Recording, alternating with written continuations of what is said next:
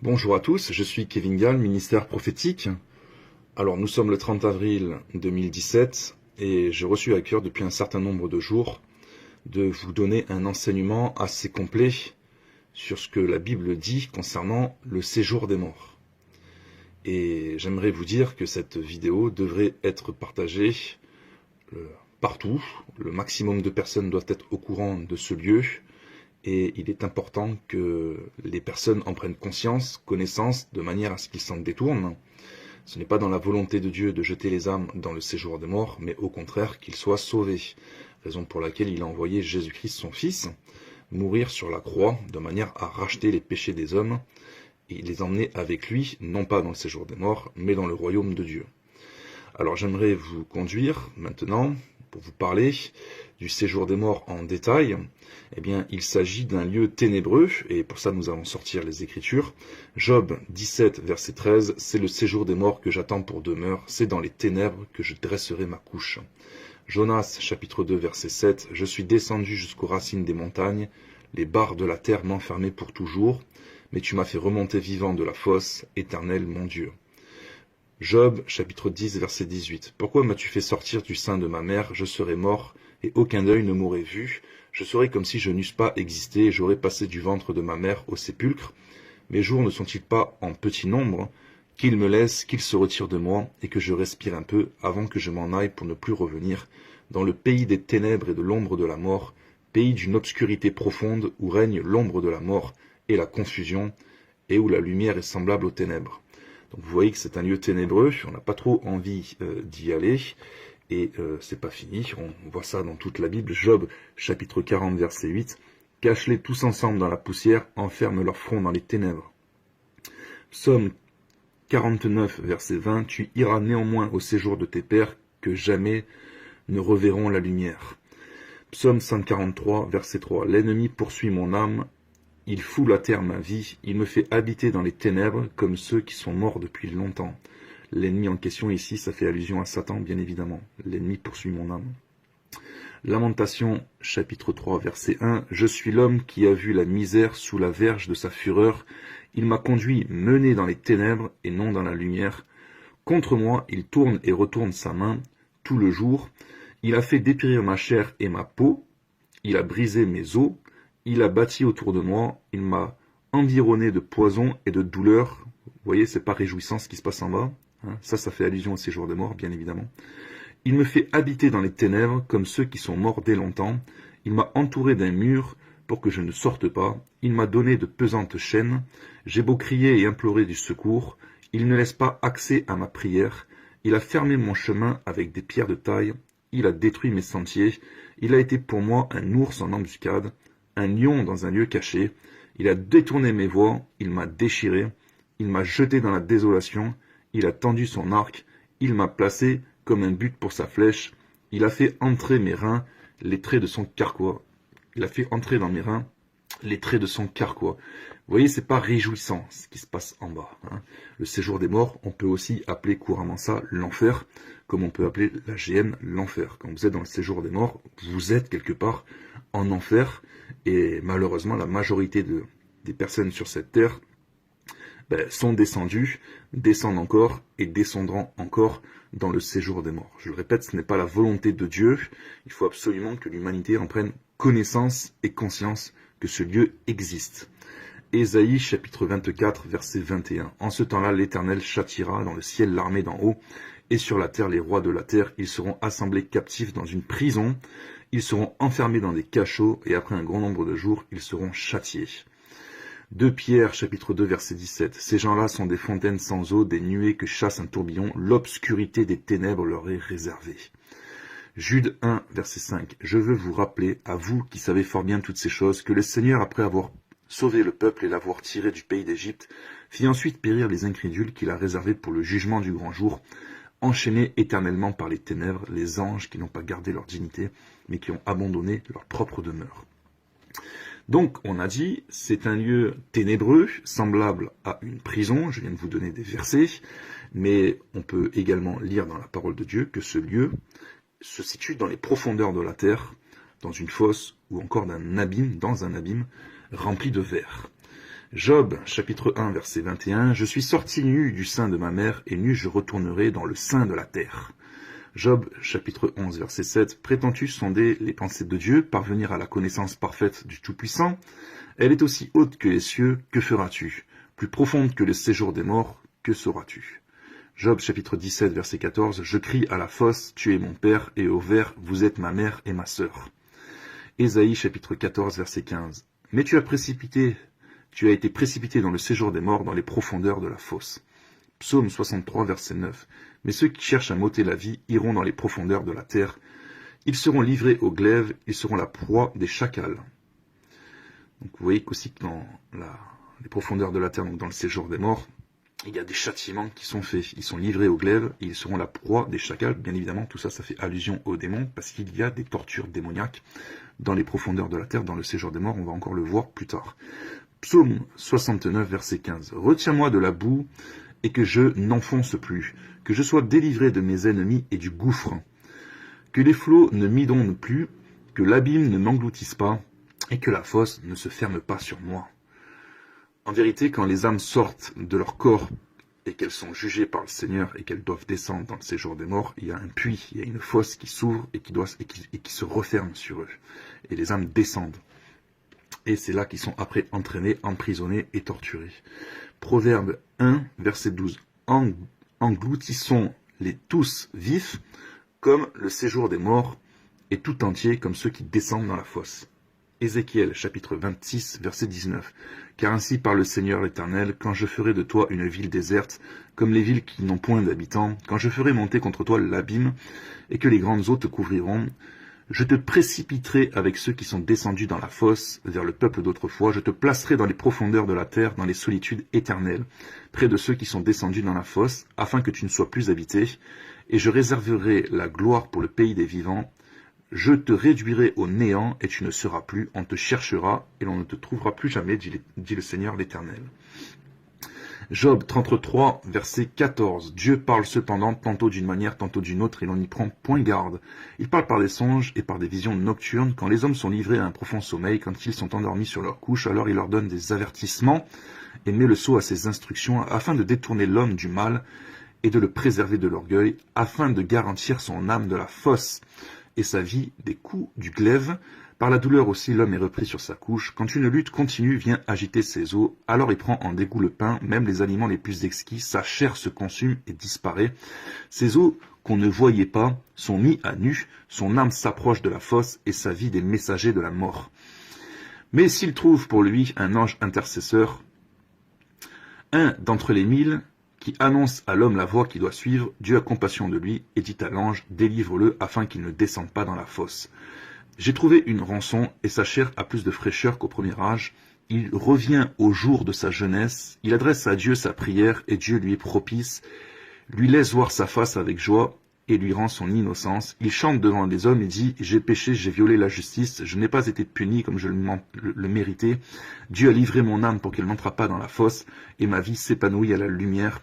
Voilà tout ce que fait Dieu 2 fois, 3 fois avec l'homme pour ramener son âme de la fosse, pour l'éclairer de la lumière des vivants.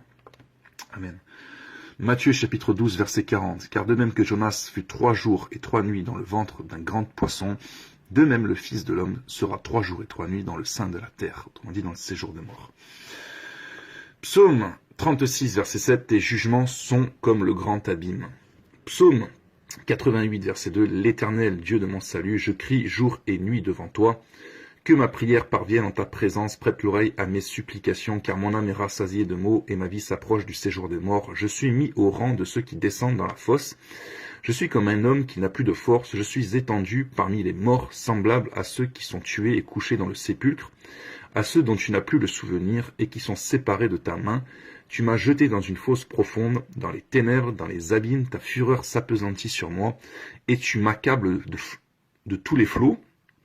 Tu as éloigné de moi mes amis, tu m'as rendu pour eux un objet d'horreur, je suis enfermé, je ne puis sortir, mes yeux se consument dans la souffrance. Je t'invoque tous les jours, ô Éternel, j'étends vers toi les mains. Est-ce pour les morts que tu as fait des miracles? Les morts se lèvent-ils pour te louer? Parle-t-on de ta bonté dans le sépulcre, de ta fidélité dans l'abîme? Tes prodiges sont-ils connus dans les ténèbres et ta justice dans la terre de l'oubli? Donc tout ça, ça fait allusion au séjour des morts. Vous voyez, c'est triste tout ça, tout ce qui se passe en bas. Jonas 2, verset 2. Jonas, dans le ventre du poisson, pria l'Éternel son Dieu et dit: Dans ma détresse, j'ai invoqué l'Éternel et il m'a exaucé. Du sein du séjour des morts, j'ai crié, et tu as entendu ma voix. Tu m'as jeté dans l'abîme, dans le cœur de la mer, et les courants d'eau m'ont environné. Toutes tes vagues et tous tes flots ont passé sur moi. Tout ça, c'est prophétique. Ça concerne le séjour des morts, bien évidemment. Pas seulement le ventre du poisson, mais ça fait allusion au séjour des morts. C'est une métaphore. Donc, on y trouve des morts et des grandes étendues. Proverbe 9, verset 18. Et il ne sait pas que là sont les morts et que ses invités sont dans les vallées du séjour des morts. Il y a donc des vallées. C'est comme un pays, le séjour des morts. Mais en vérité, c'est le royaume du diable. C'est le royaume de Satan. Psaume 49, verset 15. Comme un troupeau, ils sont mis dans le séjour des morts. La mort en fait sa pâture. Donc il y a vraiment un entassement de morts dans ce lieu. C'est laid comme tout. C'est abominable, c'est immonde, c'est abject. Et ça fait peur. Job 17, verset 15. Mon espérance, où donc est-elle? Mon espérance, qui peut la voir? Elle descendra vers les portes du séjour des morts, quand nous irons ensemble reposer dans la poussière. Il y a beaucoup de témoignages de personnes qui sont allées dans le séjour des morts, qui sont revenues à la vie, ou tout simplement qui sont sortis de leur corps, que Dieu a permis qu'ils visitent le séjour des morts, donc l'enfer, et qui ont parlé des portes du séjour des morts. Les portes du séjour des morts, ça existe, c'est comme un royaume, comme je vous dis, de la même manière que vous avez les portes du paradis, vous avez les portes du séjour des morts. Donc c'est un lieu, si vous voulez, qui est séparé de Dieu, où s'exprime la colère de Dieu, où il y a une grande solitude, des lamentations avec un sentiment de désespoir. Deutéronome 32, verset 22. Car le feu de ma colère s'est allumé et il brûlera jusqu'au fond du séjour des morts. Psaume 5, verset 5. Donc il y a du feu dans le séjour des morts. Le méchant n'a plus sa demeure auprès de toi. Donc si le méchant n'a plus la demeure auprès de Dieu, forcément il est éloigné de Dieu.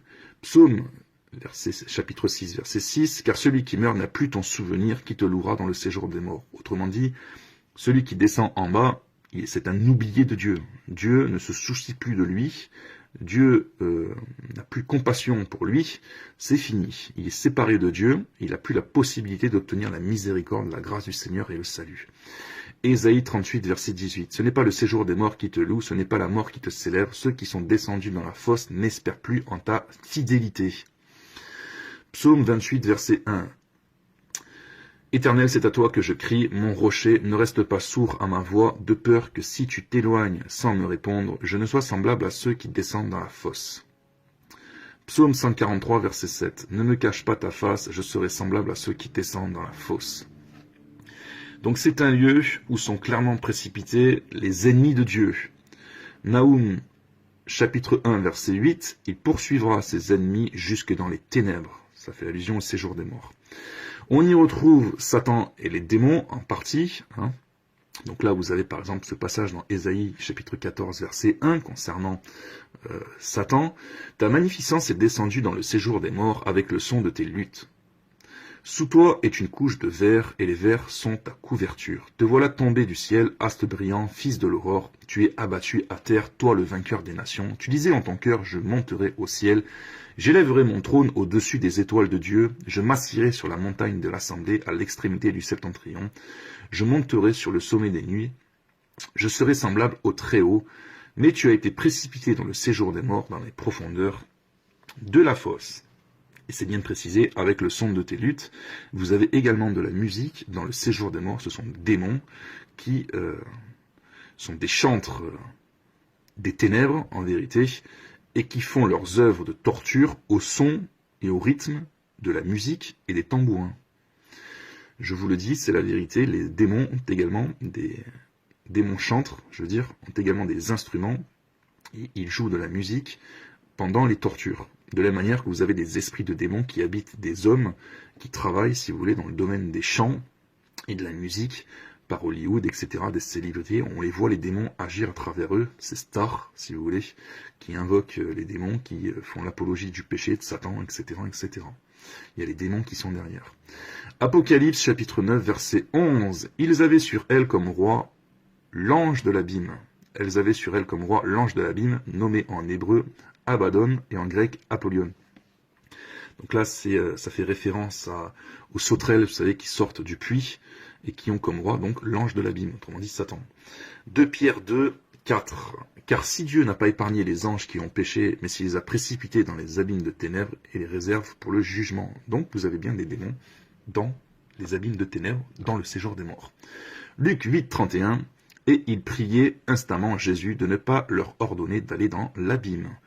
Donc les démons connaissent l'abîme, puisque les esprits de démons ne voulaient pas retourner dans l'abîme quand Jésus s'approchait pour les chasser. Donc on y retrouve les ennemis de Dieu, on retrouve les démons, on y retrouve les pécheurs. Job 24, verset 19, comme la sécheresse et la chaleur absorbent les eaux de la neige, ainsi le séjour des morts engloutit ceux qui pêchent. On y retrouve les incrédules et les moqueurs. Job 21, verset 13, un passage qui me fait frissonner à chaque fois que je le lis. Ils passent leurs jours dans le bonheur et ils descendent en un instant au séjour des morts. Il y a beaucoup de gens sur Terre, si vous voulez, qui ne se soucient pas de Dieu, qui vivent dans le bonheur, qui meurent et qui descendent en un instant au séjour des morts. Donc la surprise, bien évidemment, doit être bien grande s'ils n'ont jamais été au courant de l'existence de ce lieu pendant qu'ils étaient vivants. Il disait pourtant à Dieu, retire-toi de nous, nous ne voulons pas connaître tes voies, qu'est-ce que le Tout-Puissant pour que nous le servions, que gagnerions-nous à lui adresser nos prières? Donc ce sont des incrédules, des gens qui ne voulaient pas de Dieu, qui ne voulaient pas se soucier des commandements de Dieu et qui refusaient entendre parler du Seigneur. Psaume 107, verset 10, vous devez en connaître autour de vous, c'est sûr et certain. Ceux qui avaient pour demeure les ténèbres et l'ombre de la mort vivaient captifs dans la misère et dans les chaînes, parce qu'ils s'étaient révoltés contre les paroles de Dieu, parce qu'ils avaient méprisé le conseil du Très-Haut. C'est clair. On y retrouve les méchants et les ingrats. Psaume chapitre 9, verset 18. Les méchants se tournent vers le séjour des morts, toutes les nations qui oublient Dieu. Que la mort les surprenne. Psaume 55, verset 16. Que la mort les surprenne, qu'ils descendent vivants au séjour des morts, car la méchanceté est dans leur demeure au milieu d'eux. 1 Samuel 2, verset 9. Les méchants seront anéantis dans les ténèbres. Job 27, verset 8. Quelle espérance reste-t-il à l'impie quand Dieu coupe le fil de sa vie, quand il lui retire son âme? Est-ce que Dieu écoute ses cris quand l'angoisse vient l'assaillir? On y retrouve les rebelles, Nombre 16, verset 30. Si l'Éternel fait une chose inouïe, si la terre ouvre sa bouche pour les engloutir avec tout ce qui leur appartient, et qu'ils descendent vivants dans le séjour des morts, vous saurez alors que ces gens ont méprisé l'Éternel. Comme il achevait de prononcer toutes ces paroles, la terre était sous eux, qui était sous eux se fendit, la terre ouvrit sa bouche et les engloutit, eux et leurs maisons, avec tous les gens de Corée et tous leurs biens. Ils descendirent vivants dans les séjours des morts, eux et tout ce qui leur appartenait, la terre les recouvrit, et ils disparurent au milieu de l'assemblée. Donc ça, c'est à l'époque de Moïse, mais ça nous fait bien comprendre que le séjour des morts, c'est bien sous la terre, et que ça engloutit les rebelles du Seigneur. Ceux qui appartenaient au Seigneur, mais qui se sont montrés rebelles au Seigneur, eux-mêmes descendent dans le séjour des morts, bien évidemment. C'est pourquoi j'en viens aux infidèles. Ézéchiel 32, verset 18, « Fils de l'homme, lamente-toi sur la multitude d'Égypte et précipite-la. Elle et les filles des nations puissantes dans les profondeurs de la terre, avec ceux qui descendent dans la fosse. Qui surpasses-tu en beauté? Descends et couche-toi avec les incirconcis. Ils tomberont au milieu de ceux qui sont morts par l'épée, le glaive est donné, entraîner l'Égypte et toute sa multitude, les puissants héros lui adresseront la parole au sein du séjour des morts avec ceux qui étaient ses soutiens, ils sont descendus, ils sont couchés, les incirconcis tués par l'épée. Psaume 73, verset 27, ceux qui s'éloignent de toi périssent, tu anéantis tous ceux qui te sont infidèles. Proverbe chapitre 11, verset 16, l'homme qui s'écarte du chemin de la sagesse reposera dans l'assemblée des morts. Et j'aimerais maintenant vous montrer que tous ceux qui meurent sans le Seigneur descendent dans le séjour des morts et qu'ils sont accueillis dès leur arrivée par les démons. 2 Pierre chapitre 2, verset 4, car si Dieu n'a pas épargné les anges qui ont péché, mais s'il les a précipités dans les abîmes des ténèbres et les réserve pour le jour du jugement, on l'a lu, donc il y a des démons. Ésaïe 14, 9, le séjour des morts s'émeut jusque dans les profondeurs pour t'accueillir à ton arrivée. Il réveille devant toi les ombres, tous les grands de la terre. Il fait lever de leur trône tous les rois des nations. Tous prennent la parole pour te dire, toi aussi tu es sans force comme nous. Tu es devenu semblable à nous. Donc ça fait allusion aussi à l'emprisonnement de Satan et de l'Antéchrist, mais pas de l'Antéchrist, mais de Satan plutôt, parce que l'Antéchrist ne verra pas le séjour des morts, il sera directement jeté dans la géhenne. Mais tout ça pour vous faire comprendre que dans le séjour des morts, les gens sont conscients, les démons sont conscients pour accueillir à l'arrivée tous ceux qui descendent dans les profondeurs de la fosse. Alors, on retrouve des personnes qui sont donc tourmentées. Luc 16, verset 23. Dans le séjour des morts, il leva les yeux, et tandis qu'il était en proie au tourment, il vit de loin Abraham et Lazare dans son sein.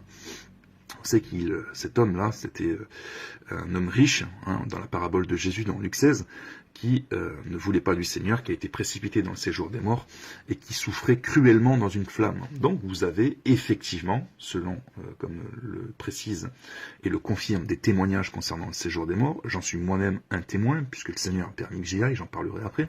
Vous avez des gens qui sont brûlés par le feu, et qui sont tourmentés par les démons. 1 Samuel 2, 14. Il piquait dans la chaudière, dans le chaudron, dans la marmite ou dans le pot, et tout ce que la fourchette amenait, le sacrificateur le prenait pour lui. Donc ici, il est question de sacrificateur, mais il faut aller voir plus loin, dans le point de vue prophétique, dans les profondeurs des Écritures, ça fait également allusion à ce qui se passe dans le séjour des morts, ce que les démons font souffrir, font comme supplice aux damnés. Il piquait dans la chaudière, dans le chaudron, dans la marmite ou dans le pot, et tout ce que la fourchette amenait, le sacrificateur le prenait pour lui. Il y a des chaudrons, si vous voulez, il y a des marmites, il y a des chaudières dans le séjour des morts. Il y a des fourches et des fourchettes. Les démons ont des pics. Psaume 140, verset 11.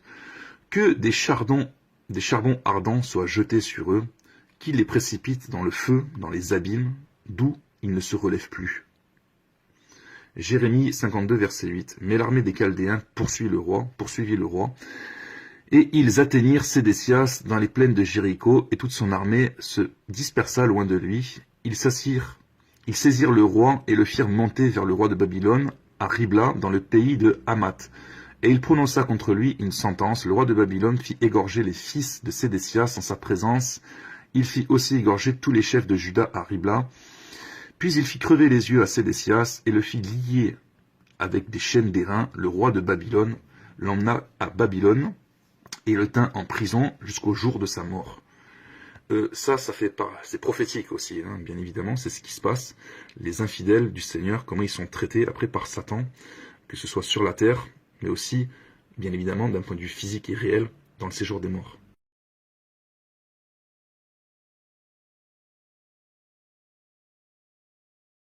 Ézéchiel chapitre 23 verset 22, c'est pourquoi, ô Liba, ainsi parle le Seigneur l'Éternel, voici j'excite contre toi tes amants, ceux dont ton cœur s'est détaché, et je les amène de toutes parts contre toi, les enfants de Babylone et tous les Chaldéens, nobles, princes et seigneurs, et tous les enfants de l'Assyrie avec eux, jeunes et charmants, tout gouverneur et chefs illustres, tous montés sur des chevaux, ils marchent contre toi avec des armes, des chars et des roues, et une multitude de peuples avec le grand et le petit bouclier, avec les casques. Ça fait allusion à une armée de démons, ça, bien évidemment. Écoutez bien. Ils s'avancent de toutes parts contre toi, je leur remets le jugement, et ils te jugeront selon leurs lois. Je répands ma colère sur toi, et ils te traiteront avec fureur. Ils te couperont le nez et les oreilles, et ce qui reste de toi tombera par l'épée. Ils prendront tes fils et tes filles, et ce qui reste de toi sera dévoré par le feu. Ils te dépouilleront de tes vêtements, et ils enlèveront les ornements dont tu te pares. Je mettrai fin à tes crimes et à tes prostitutions du pays d'Égypte. Tu ne porteras plus tes regards vers eux, tu ne penseras plus à l'Égypte, car ainsi parle le Seigneur l'Éternel, voici je te livre entre les mains de ceux que tu es, entre les mains de ceux dont ton cœur s'est détaché. Ils te traiteront avec haine. Ils enlèveront toutes tes richesses et ils te laisseront nu, entièrement nu. La honte de tes impudicités sera découverte, de tes crimes et de tes prostitutions. Ces choses t'arriveront parce que tu t'es prostitué aux nations, parce que tu t'es souillé par leurs idoles. Donc, si Dieu traitait les idolâtres, les infidèles, de cette manière sur la terre, par des ennemis qui venaient les déchirer, les tuer, les brûler, les pendre, etc., vous imaginez bien que le sort, le châtiment réservé aux infidèles et aux idolâtres dans le séjour des morts, par les démons, est encore bien plus grand, et il est même éternel. Ou disons, jusqu'à l'arrivée du séjour de la GN. Donc, vous n'avez pas la possibilité de remonter, si vous voulez, une fois que vous descendez dans le séjour des morts, une fois que vous êtes en enfer, une fois que vous êtes en bas, dans les ténèbres, tourmenté, vous n'avez pas la possibilité de remonter. Job, chapitre 7, verset 9. Comme la nuée se dissipe et s'en va, celui qui descend au séjour des morts ne remontera pas. Et au final, tous ceux qui sont dans le séjour des morts seront jetés dans ce qu'on appelle la géhenne, avec cette fois-ci Satan et les démons, où ils seront tourmentés au siècle des siècles. Apocalypse chapitre 20 verset 14, et la mort et le séjour des morts furent jetés dans l'étang de feu, c'est la seconde mort, l'étang de feu. On peut aussi appeler ça l'enfer, mais c'est pareil parce que l'enfer commence dans le séjour des morts. Je le répète, le séjour des morts sera jeté dans l'étang de feu, donc c'est l'enfer aussi. Alors maintenant, j'aimerais vous dire, vous poser cette question, où vont ceux qui sont en Christ? Et la Bible répond à cette question, eh bien, ils ne vont pas, ils ne descendent pas dans le séjour des morts. Heureusement, puisqu'on a dit que c'était un lieu de ténèbres, une prison, un lieu obscur, ténébreux, où il y a des châtiments, où il y a des démons, où il y a la torture. Donc bien évidemment, ceux qui sont en Christ, puisque Christ est mort pour les pécheurs, tous ceux qui se repentent de leurs péchés, qui acceptent Jésus-Christ comme leur sauveur et leur Seigneur, sont épargnés de ce lieu de châtiment, sont épargnés de l'enfer, bien évidemment. Matthieu chapitre 16 verset 18, « Et moi je te dis que tu es Pierre, et que sur cette pierre je bâtirai mon église, et que les portes du séjour des morts ne prévaudront point contre elle. » Psaume 16 verset 10, « Car tu ne livreras pas mon âme au séjour des morts, tu ne permettras pas que ton bien-aimé voie la corruption. » Psaume 49 verset 16, « Mais Dieu sauvera mon âme du séjour des morts, car il me prendra sous sa protection. » Psaume 86 verset 13, « Car ta bonté est grande envers moi, et tu délivres mon âme du séjour profond des morts. » Psaume 33 verset 28, « Dieu a délivré mon âme pour qu'elle n'entrât pas dans la fosse, et ma vie s'épanouit à la lumière. » Psaume 103, verset 4, « C'est lui qui délivre ta vie de la fosse, qui te couronne de bonté et de miséricorde. » Psaume 69, verset 16, « Que les flots ne m'inondent plus, que l'abîme ne m'engloutisse pas, et que la fosse ne se ferme pas sur moi. » Psaume 71, verset 20, « Tu nous as fait éprouver bien des détresses et des malheurs, mais tu nous redonneras la vie, tu nous feras remonter des abîmes de ténèbres. » Ici, il n'est pas question de remonter des abîmes de ténèbres d'un point de vue... Par exemple, vous êtes jeté en enfer et un jour vous avez la possibilité de revenir sur la terre lorsque vous vous repentirez, etc. Mais simplement que, par exemple, sur terre, il y en a qui s'éloignent de Dieu, puis finalement Dieu les rachète, Dieu revient vers eux, Dieu les ressauve de nouveau, et donc ils échappent, ils remontent, c'est dans ce sens-là qu'il faut comprendre, ils remontent de ce lieu qui était prévu pour eux en absence de repentance, ils remontent de l'abîme de ténèbres.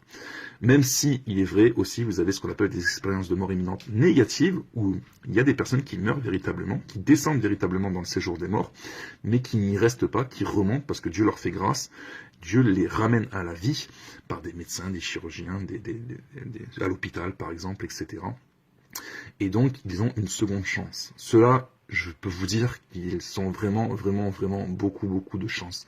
Dieu leur fait une grâce énorme, immense, et j'espère que pour ceux à qui ces choses sont arrivées, se sont repentis et se tournent véritablement vers le Seigneur. Et définitivement. Job 33, verset 15. Il parle par des songes, par des visions nocturnes, quand les hommes sont livrés à un profond sommeil, quand ils sont endormis sur leur couche. Alors il leur donne des avertissements et met le sceau à ses instructions, afin de détourner l'homme du mal et de le préserver de l'orgueil, afin de garantir son âme de la fosse et sa vie des coups du glaive. Donc Dieu ne veut pas que les hommes aillent dans la fosse. Psaume 107, verset 14, « Il les fit sortir des ténèbres et de l'ombre de la mort, et il rompit leurs liens. » Ça, c'est dans le cadre de la délivrance, bien évidemment. Psaume 107, verset 20, « Il envoya sa parole et les guérit, il les fit échapper de la fosse. » Psaume 30, verset 4, « L'Éternel, tu as fait remonter mon âme du séjour des morts, tu m'as fait revivre loin de ceux qui descendent dans la fosse. » Psaume 89, verset 49, « Y a-t-il un homme qui puisse vivre et ne pas voir la mort, qui puisse sauver son âme du séjour des morts ?» Donc on a la possibilité d'échapper à ce lieu. Psaume 40, verset 2, « J'avais mis en l'Éternel mon espérance, et il s'est incliné vers moi. Il a écouté mes cris, il m'a retiré de la fosse de destruction. » Osée 13, verset 14, « Je les rachèterai de la puissance du séjour des morts, je les délivrerai de la mort. Ô mort, où est ta peste? Séjour des morts, où est ta destruction? Mais le repentir se dérobe à mes regards. » Proverbe 23, verset 13, « N'épargne pas la correction à l'enfant, si tu le frappes de la verge, il ne mourra point. En le frappant de la verge, tu délivres son âme du séjour des morts. » Ésaïe 38, verset 17, « Voici mes souffrances mêmes sont devenues mon salut. Tu as pris plaisir à retirer mon âme de la fosse du néant, car tu as jeté derrière toi tous mes péchés. » Psaume 124, verset 6, « Béni soit l'Éternel, qui ne nous a pas livrés en proie à leurs dents, c'est-à-dire aux démons. Notre âme s'est échappée comme l'oiseau du filet des oiseleurs. Le filet s'est rompu et nous nous sommes échappés. Notre secours est dans le nom de l'Éternel qui a fait les cieux et la terre. » La question qu'il faut se poser, c'est est-ce que nous sommes véritablement délivrés des liens des démons dans notre vie, dans notre corps, dans notre âme? Parce que si nous ne sommes pas délivrés des liens de démons, la question qu'il faut se poser alors à ce moment-là, c'est où est-ce qu'on va aller? Est-ce qu'ils vont nous entraîner avec eux, dans les ténèbres, ou est-ce que nous allons échapper aux ténèbres? La réponse, je viens de vous la donner dans le psaume 124, 6. Il faut être délivré du filet de l'oiseleur. Michée 7, verset 8. Si je suis assise dans les ténèbres, l'Éternel sera ma lumière. Matthieu 4, verset 16. Ce peuple assis dans les ténèbres a vu une grande lumière, et sur ceux qui étaient assis dans la région et l'ombre de la mort, la lumière s'est levée. Donc Jésus est venu pour nous délivrer du séjour des morts, des emprises démoniaques et la puissance du péché. Luc 1, verset 71. Un sauveur qui nous délivre de nos ennemis et de la main de tous ceux qui nous haïssent. Ça fait encore allusion aux démons. C'est ainsi qu'il manifeste sa miséricorde envers nos pères et se souvient de sa sainte alliance, selon le serment par lequel il avait juré à Abraham, notre père, de nous permettre, après que nous serions délivrés de la main de nos ennemis, de les servir sans crainte, en marchant devant lui dans la sainteté, dans la justice tous les jours de notre vie. Et toi, petit enfant, tu seras appelé prophète du Très-Haut, car tu marcheras devant la face du Seigneur pour préparer ses voies, afin de donner à son peuple la connaissance du salut par le pardon de ses péchés, grâce aux entrailles de la miséricorde de notre Dieu, en vertu de laquelle le soleil levant nous a visités d'en haut, pour éclairer ceux qui sont assis dans les ténèbres et dans l'ombre de la mort, pour diriger nos pas dans le chemin de la paix. Il parlait de Jean-Baptiste. Acte 26, verset 18. Afin que tu leur ouvres les yeux pour qu'ils passent des ténèbres à la lumière et de la puissance de Satan à Dieu, pour qu'ils reçoivent par la foi en moi le pardon des péchés et l'héritage avec les sanctifiés. 1 Thessaloniciens 5, verset 5.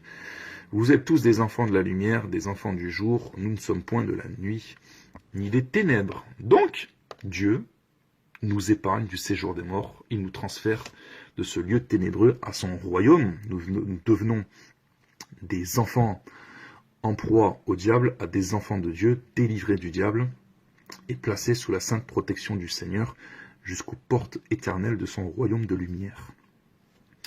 Donc, où vont exactement ceux qui appartiennent à Jésus-Christ? Ils ne vont pas dans le séjour des morts, mais ils vont dans le royaume de Dieu. C'est encore écrit ici, Proverbe 15, verset 24, « Pour le sage, le sentier de la vie mène en haut, afin qu'il se détourne du séjour des morts qui est en bas. » Donc si le séjour des morts est en bas, et que le royaume de Dieu est en haut, les rachetés en Christ ne descendent pas en bas, mais ils montent en haut.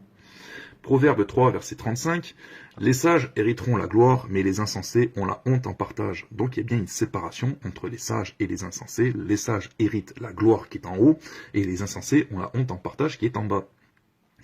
J'insiste parce qu'il y en a qui pensent que les chrétiens descendent dans le séjour des morts avec tout le monde. C'est faux, bien évidemment. Il y a un manque de connaissances concernant les versets et les passages bibliques que je suis en train de vous donner. Job 38, verset 19. Où est le chemin qui conduit au séjour de la lumière? Donc il y a un séjour de la lumière, on l'a dit, c'est le royaume des cieux. Et les ténèbres, où ont-elles leur demeure? En bas. Psaume 73, verset 24. Tu me conduiras par ton conseil, puis tu me recevras dans la gloire.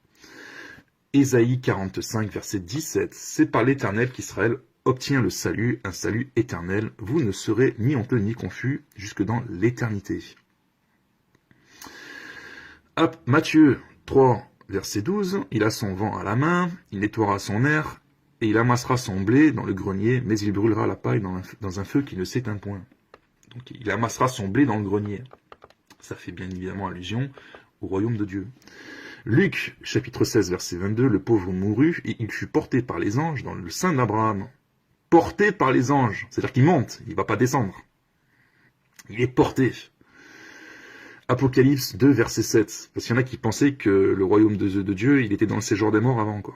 C'est quand même hallucinant, mais bon, c'est pas grave.